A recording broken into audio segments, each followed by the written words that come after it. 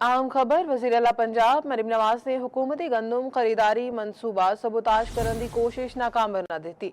वज़ीर आला पंजाब का विफाकती आला शख्सियत राबता कमर्शियल बैंक से एग्रीगेटर्स नाल मामला बाहमी इत्तेफाक नाल तय करवाने की दरख्वास्त।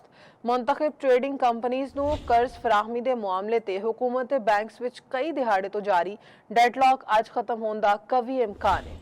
डेडलॉक के बायस ट्राई पार्टी मुआहदे दस्तखत ना होने नाल गंदम खरीदारी शुरू नहीं हो सकी।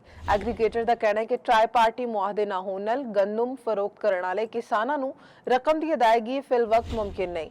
सरकारी जराये के मुताबिक कमर्शियल बैंक का 31 मार्च के बाद हुकूमती बैंक अकाउंट तो कर्ज रकम की बराह रास्त कटौती का मुतालिबा। कमर्शियल बैंक का मौकफ है कि हुकूमत मुंतखब एग्रीगेटर्स नूं मजबूत हुकूमती जमानत के बगैर अरबा रुपए का कर्ज नहीं दे सकते।